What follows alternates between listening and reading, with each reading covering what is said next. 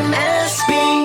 တဲ့အရွယ်တစ်ခုရောက်တဲ့အထိကိုအတူတူရှိနေနိုင်တယ်ဆိုတာဒါတော်တော်လေးစားဖို့ကောင်းတယ်အချစ်ကိုဒါလေဟိုပြောပြတာထက်တကယ်ကိုလက်တွေ့ကိုဒါပေါ်ပြ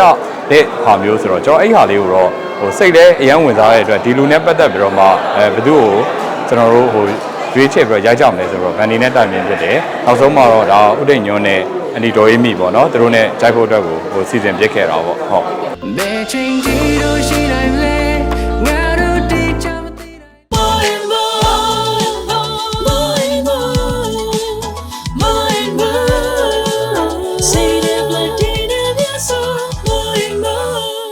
ပြေးတဲ့လျှို့ဝဲရတနာ more and more မှာရှာဖွေပါ MSB ကဘာဆက်ဆက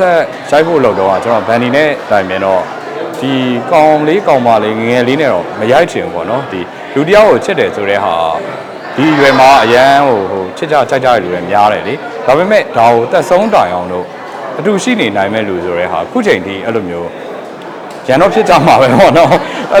့အရွယ်တစ်ခုရောက်တဲ့အထိကိုအတူတူရှိနေနိုင်တယ်ဆိုတာဒါတော်တော်လေးစားဖို့ကောင်းတယ်အချစ်ကိုဒါလေဟိုပြောပြတာထက်တကယ်ကိုလက်တွေ့ကိုဒါပေါ်ပြ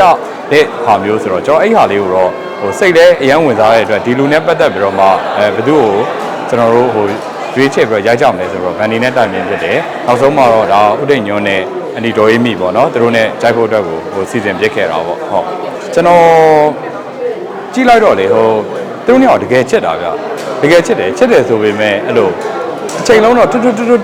တ်နဲ့ပေါ့နော်အဲ့လိုမျိုးတော့ဟိုပြောဆိုပြီးတော့မှရံဖြစ်နေတယ်လို့မျိုးပေါ့အဲ့လိုတော့ပွားနေကြပဲဒါပေမဲ့တယောက်နဲ့တယောက်နဲ့ကတကယ်ဟိုဖေးမပြီးတော့မှနှစ်ယောက်ကချစ်ချစ်ငယ်လေးမြင်ရတော့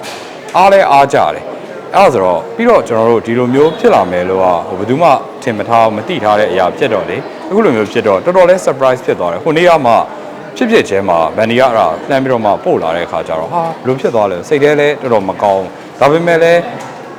ဒါလူတိုင်းကဒီနေ့ကတော့ခွဲခွာကြမှာပဲလေအဲ့ဒီအချိန်မတိုင်ခင်မှာကိုတန်မိုးထားတဲ့လူပေါ်ဘယ်လောက်ထိချစ်ပေးနိုင်လဲတန်မိုးထားနိုင်လဲဆိုတာကတော့ပို့အရေးကြီးတယ်လို့ထင်တယ်အဲ့တော့ဒီအရာကဒါဘာကြီးတို့ကြီးတို့ကတကယ်ကိုသူတို့တစ်သက်လုံးပေါ့နော်အဲ့လိုမျိုးလေးချစ်ချစ်ခင်ခင်လေးနေခဲ့ရတဲ့ဟာသူတို့အစားတော့ကျွန်တော်ကဝမ်းသာမိတယ်ဟိုနောက်ဆုံးခွဲခွာရတဲ့အချိန်အထိကိုအတူတူရှိပြီးတော့မှနေသွားကြတာဖြစ်တဲ့အတွက်ဟိုစိတ်မကောင်းပေမဲ့လည်းပေါ့နော်ဘာကြီးအတွက်လည်းတကယ်စိတ်မကောင်းဘူးဒါပေမဲ့လည်းဒီလိုမျိုးလေးကြည်နူးလေးဖြစ်ခဲ့တဲ့ဟာလေးတွေကတော့အမှတ်တရရှိနေခဲ့တာပေါ့နော်ဟုတ်ဘဘကတော့သူကတော့အရင်ကတည်းက actor ဆိုတော့လေသူကတော့ easy ပဲပေါ့ဒါပေမဲ့ဟိုကြီးကိုတော့သူနည်းနည်းစိတ်ပူတယ်ပေါ့နော်ဒါပေမဲ့ကြီးကလည်းအရင်တော့ကသူကဇမင်းသမီးအငိမ့်မင်းသမီးပေါ့အဲ့ဒါဆိုသူကလည်း K2 မဟုတ်ပေါ့နော်အဲ့ဒါဆိုတော့လုံနိုင်တယ်ပေါ့အဲ့ဒါဆိုတော့နှစ်ယောက်စလုံးကတော့ရိုက်တဲ့အချိန်မှာတော့ဟိုရိုက်နေကြအတွဲမဟုတ်တော့လေအပြင်ကအတိုင်းပဲသူတို့ကအဲ့လိုမျိုးပဲဒီဘက်ကိုကင်မရာခိုးပေးရမယ်ဘယ်လိုမျိုးကြည့်ပေးရမယ်အဲ့ဒါတော့မလုပ်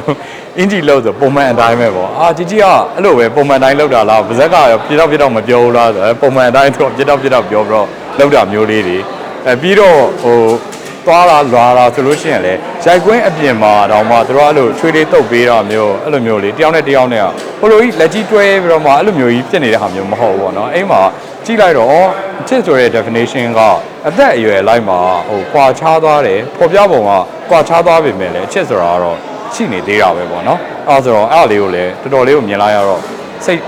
်ကြည်နူးရပါတယ်ဟုတ်အမှတ်တရတော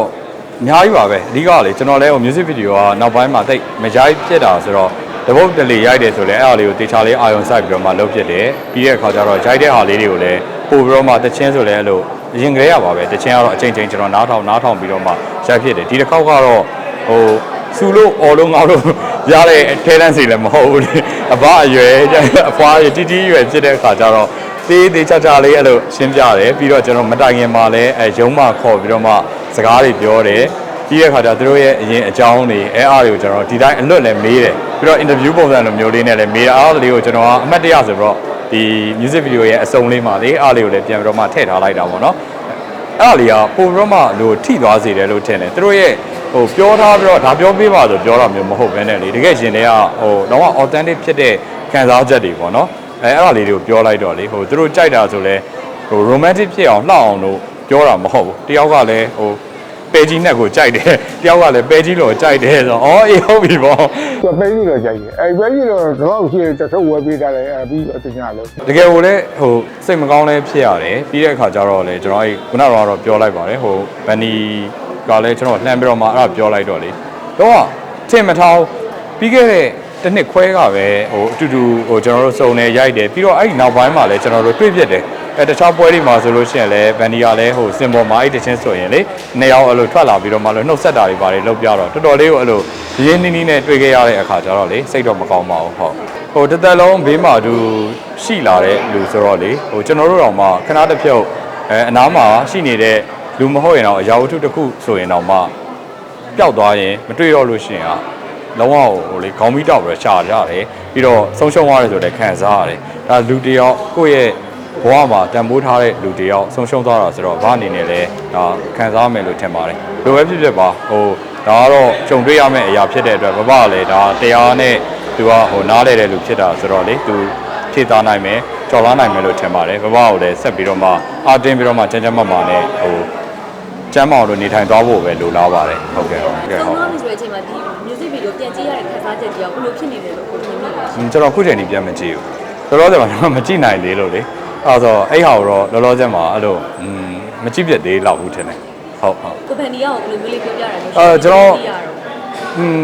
ကတော့ဟို online ကနေပဲလောလောဆယ်မှာလေဟိုနှစ်ယောက်စလုံးကလည်းသူ့အနေနဲ့သူကနည်းနည်းရှုပ်နေသေးတာဆိုတော့ကျွန်တော်စီစဉ်ထားတဲ့ဟာလေးလည်းရှိတယ်ပြီးရင်တော့တခုပေါ့နော်အဲ့လိုမျိုးစီစဉ်ပြီးတော့မှလုပ်ဖို့အတွက်လေးစီစဉ်ထားပါတယ်ဟုတ်